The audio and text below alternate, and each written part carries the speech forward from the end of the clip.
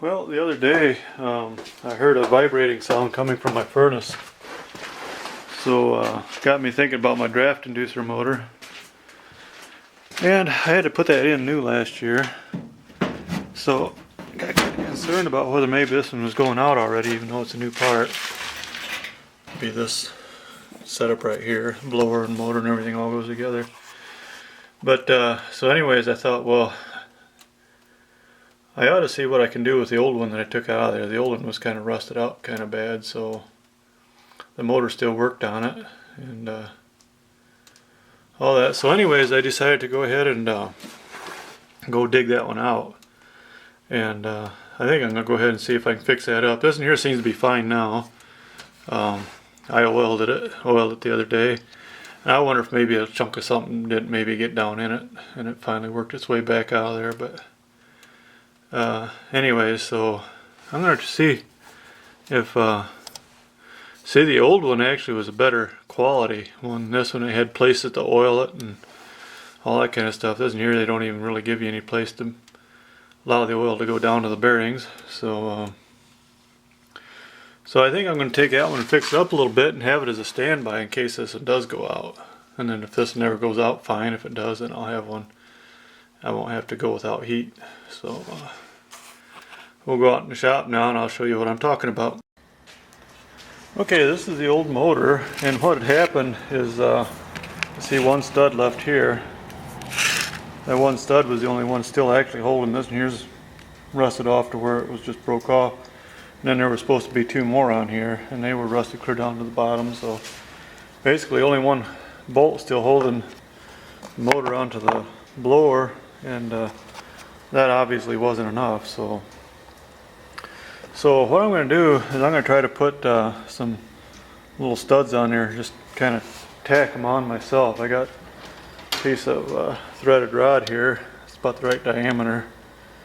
And I'm going to, what I was thinking about doing is drilling through this cover a little bit and tapping it and threading it down in there a little bit and then tacking it. That'll hold it in place. But what I got to do is I got to put this here on in place and drill down through that so I get them in the exact right spot, because they have to be exactly lined up. So it's a little tricky since this is plastic and it doesn't really guide your drill bit very good, so I'll have to put that on there and then very, very carefully make sure I drill without the drill wanting to wander any. So we'll see what we can do.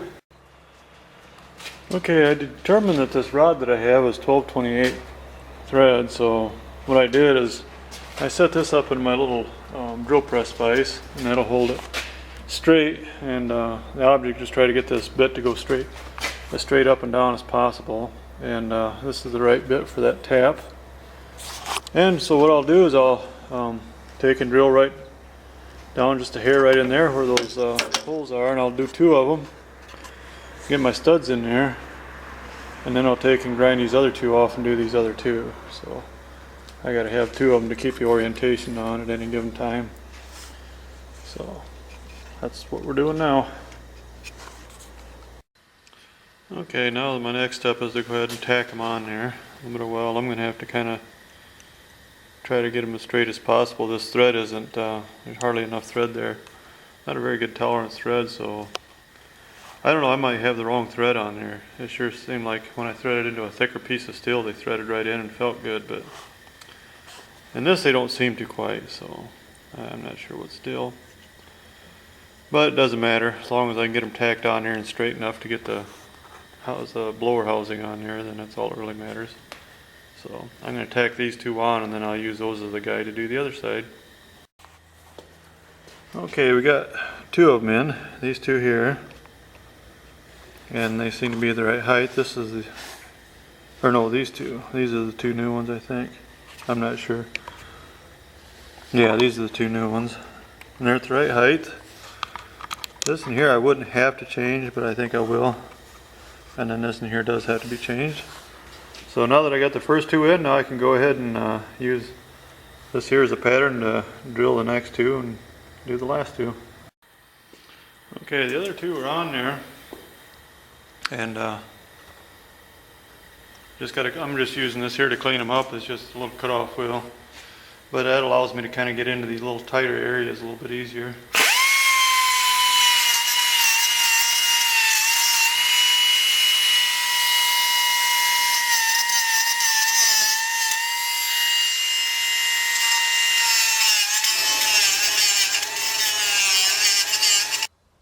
Okay, now that the studs are all welded on and everything fits, I'm going to go ahead and throw a coat of paint on here so I don't have all this bare metal and just wind up with some more rusting problems again in the future. Okay, she's all painted, and now all I got to do is go get some nuts to fit those studs, which pretty sure I don't have.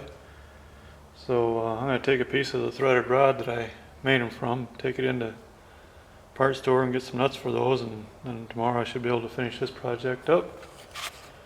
And it should be all done, ready for whenever my furnace wants to break down. Well, of course I'll test it. Once I get it together and everything, I'm going to take it in the house and plug it into the furnace and test it and make sure it does work, but other than that it should be ready to go. Well, I ended up with one nut that didn't want to start on the stud, so I just took the stud back out of there. And I'm going to seal all this with silicone anyways to keep these from wanting to ever vibrate loose or anything like that. And then I'm going to put silicone around the little edge here and seal that up and put this cover back together. Oh no, I'm getting ahead of myself. First I got to put the little blower thing on here. And since I don't have the original wire, there's like a spring I think that pinched that together, I'm going to silicone this on and then let it set and dry, and I'll have to do that before I put the rest of this cover back on. But then I'll put that cover on and I'll be ready to test and see if she's going to work. So, well, this is the completed deal. She's all back together again, and the only thing left now, like I said, is to take it in and plug it in and make sure it runs.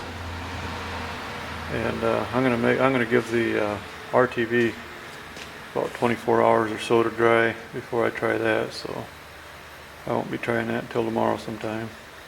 Okay, well, this thing's ready to be tested now. Everything's dried. It's set, maybe not quite 24 hours, but it's set for quite a while. I'm pretty sure it's pretty well cured. And so I'm ready to take her down to the furnace and plug it in and make sure it works like it's supposed to, and then I know it'll be ready for being used as a spare. Okay, all I'm going to do to test it, basically, well, I'm not ready for that yet. What I'm going to do is I'm going to unplug it here.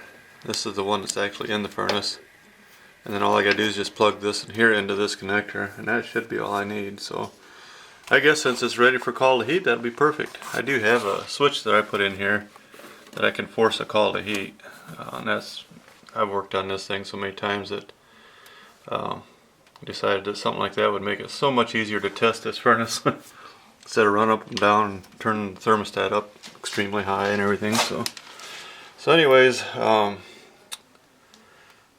think I'm gonna have to get the tripod for this, I guess. Okay, so I'll take and plug this in, and whoops, wrong one. Here we go. And of course I gotta orient it the correct way, which is that way. Now I'll turn this furnace power back on, and this should kick on. Make sure I'm not getting my fingers in any holes.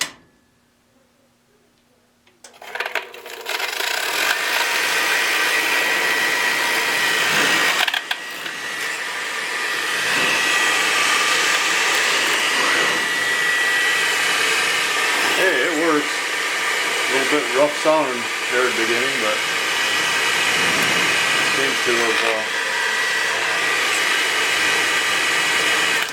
seems to be okay. That'll work for a spare, that's for sure.